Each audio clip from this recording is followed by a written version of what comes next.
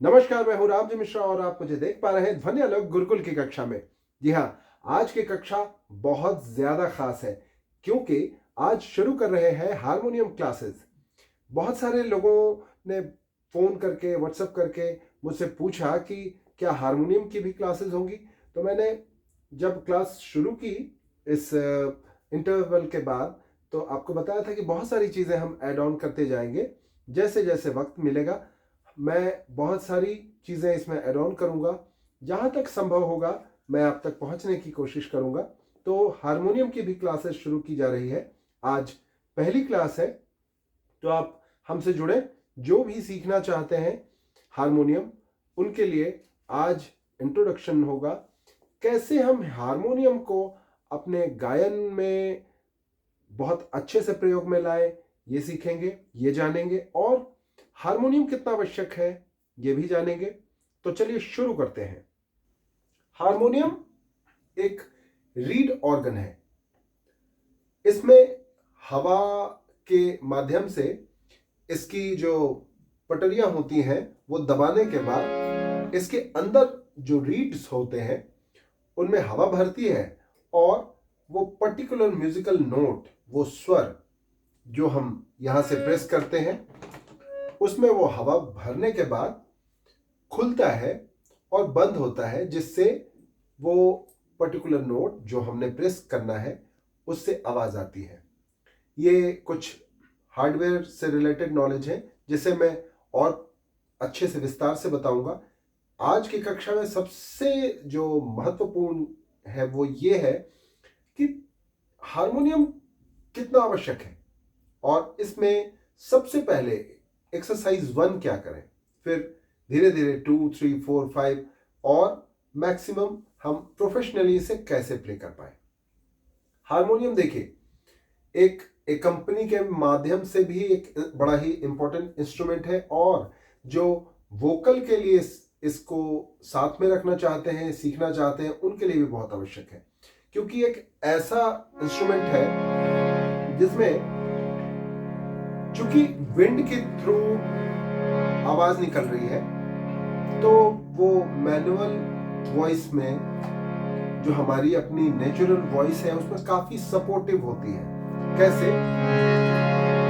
अगर हम ऐसे गाते हैं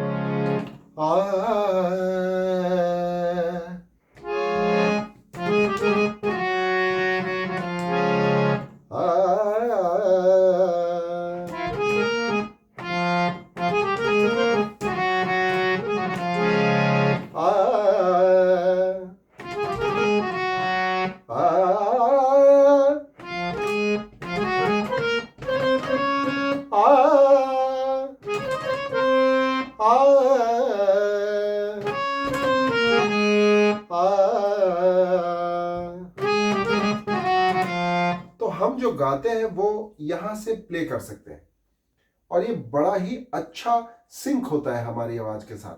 तो ये सिंक्रोनाइजेशन जो है वो श्रोताओं को, दर्शकों को काफी पसंद आता है और सिर्फ श्रोताओं और दर्शकों के लिए नहीं बल्कि जो हम गाने वाले वोकलिस्ट हैं, सिंगर्स हैं, उनके लिए भी काफी सपोर्टिव होता है। क्योंकि जब इसको साथ लेकर गाते हैं तो हमारा स्वर बहुत सटीक लगता है, हमारी आवाज और अच्छी वाइड होती है, कंट्रोल बहुत अच्छा होता है। जैसे साज बरे घरवा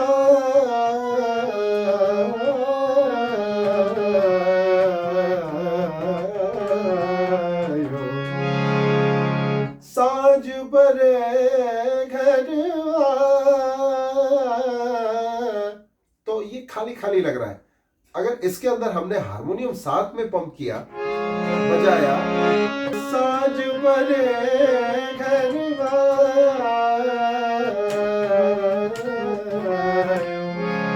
तो काफी मजा आता है गाने में भी और सुनने वाले को भी। क्योंकि जब सिंगर को मजा आता है, गाने में अच्छा लगता है, तो यही आनंद वह दूसरों तक पहुंचा पाता है। तो मैं आज हारमोनियम की कक्षा की शुरुआत कर रहा हूं। तो सबसे पहले क्या है, क्या क्या चीजें होती हैं जो आपको जरूरत आएंगी सबसे पहले में। तो ये एक तरह से कह सकते हैं कि बिगिनर्स के लिए क्लास है। तो जो सबसे पहली चीज है, क्योंकि इसमें स्वर बजाए जाते हैं और रिदम भी बजाया जाता है गिटार की तरह, जैसे तारारारा ला ला ला ला ला ला ला ला ला ला।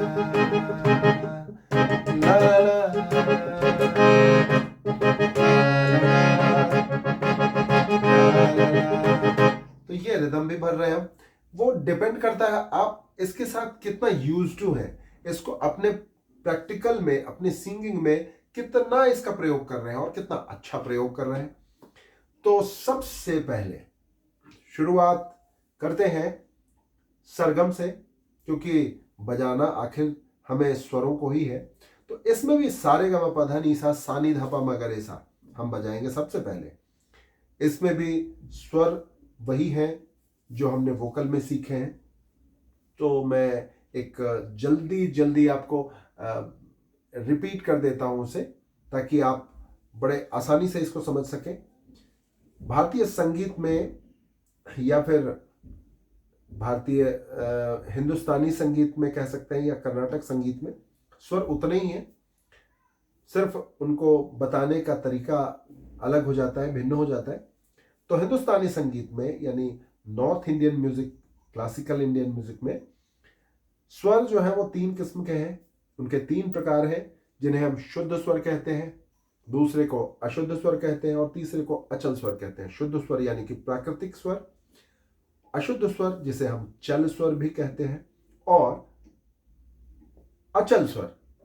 शुद्ध स्वर वही सा रे गा मा पा धा नी, ये 7 स्वर हैं।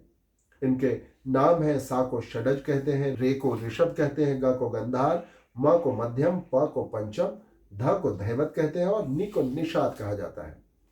फिर से बता दूं आपको, स्वर के 3 प्रकार हैं, शुद्ध स्वर या प्राकृतिक स्वर, अशुद्ध स्वर या चल स्वर, और तीसरा अचल स्वर। शुद्ध स्वर 7 हैं, सा रे ग म प ध नी, जिन्हें हम सा को षडज के नाम से, रे को ऋषभ के नाम से, ग को गंधार के नाम से, म को मध्यम के नाम से, प को पंचम के नाम से, ध को धैवत के नाम से और नी को निषाद के नाम से जानते हैं। अब आइए चलते हैं अशुद्ध स्वरों की तरफ, जिन्हें हम चल स्वर भी कहते हैं। तो अशुद्ध स्वर के भी 2 प्रकार हैं, कोमल स्वर और तीव्र स्वर। कोमल स्वर है 4, जी हाँ, कोमल रे, कोमल गा, कोमल धा और कोमल नी। इन्हें हम क्रमशः कोमल ऋषभ, रे को कोमल गंधार, ग को कोमल धैवत, कोमल ध को और कोमल निषाद, कोमल नी को कह सकते हैं। एक स्वर तीव्र है, जिसे हम तीव्र मध्यम के नाम से भी जानते हैं, तीव्र म।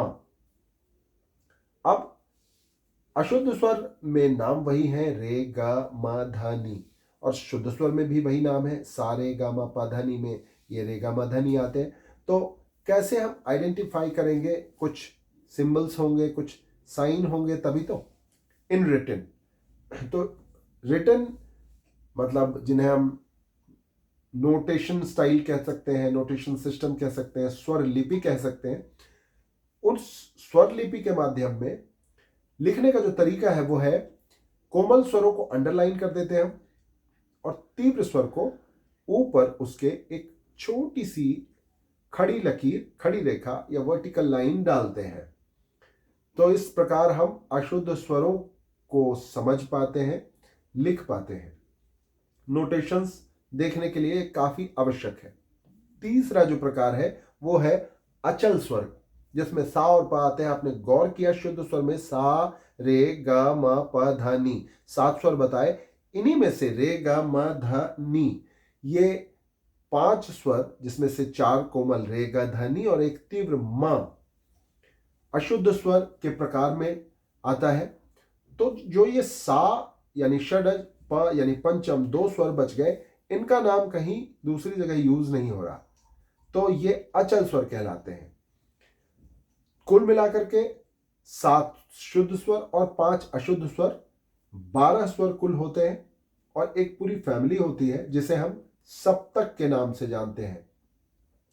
वैसे सप्तक सुनने में 7 जैसा कुछ लग रहा है, 7 स्वरों के समूह या मेल को सप्तक कहा जाता है। लेकिन यह मुख्य रूप से जो शुद्ध 7 स्वर हैं इनके बारे में कहा गया है। तो ये 7 जो शुद्ध स्वर हैं उसी के अंदर हमारे 5 और अशुद्ध स्वर भी आते हैं।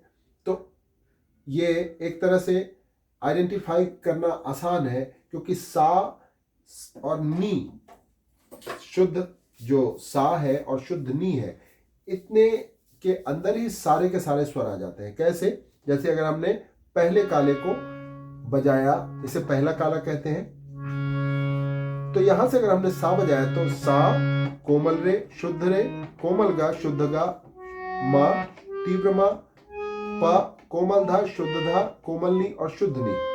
तो यहां से यहां तक हम देखें तो 12 स्वर हम गिन सकते हैं। 1 2 3 4 5 6 7 8 9 10 11 और ये 12। ये पूरा का पूरा जो ये एक बंच है, यहां से यहां तक का, यह 12 नोट्स का बंच है।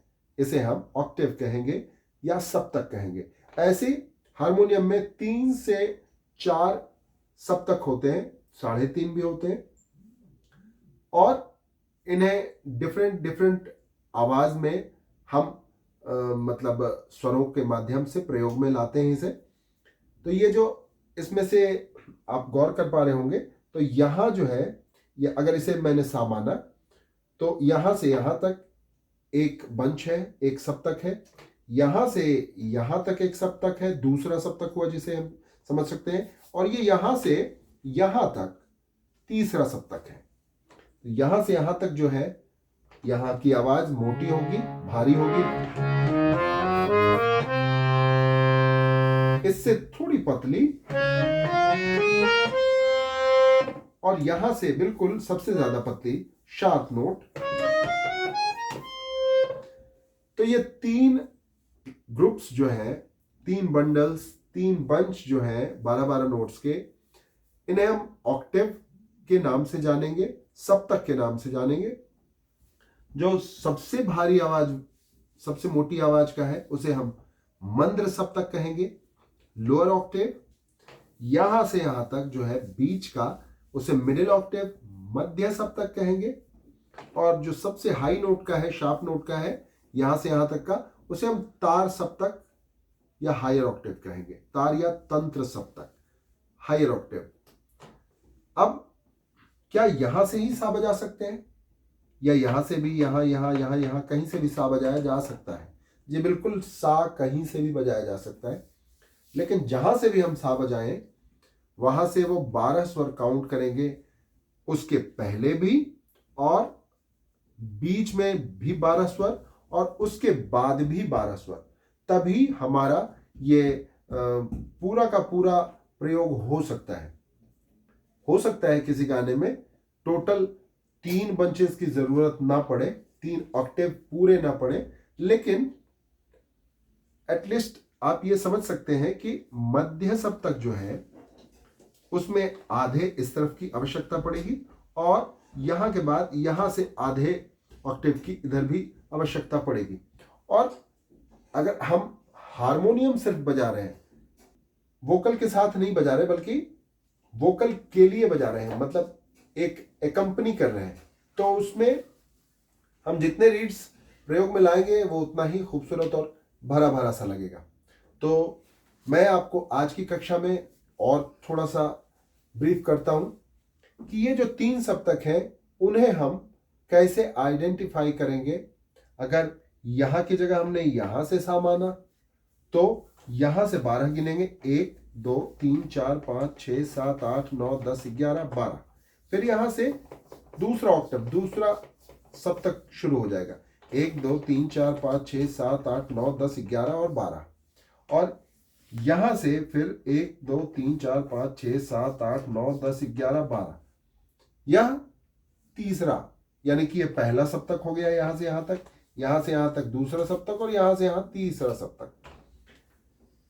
और भी बहुत सारी चीजें हैं जो कि आप बड़े सरल और मजेदार तरीके से सीख पाएंगे इस कक्षा में। मैं आपके लिए ज्यादा बोझ नहीं देना चाहता, तो अगली कक्षा के लिए कुछ बचा कर रखते हैं। इस कक्षा में इतना ही। मिलते हैं अगली कक्षा में हारमोनियम सीखने के लिए। तो इस कक्षा को हम यहीं विराम देते हैं। मिलते हैं अगली कक्षा में। धन्यवाद और नमस्कार।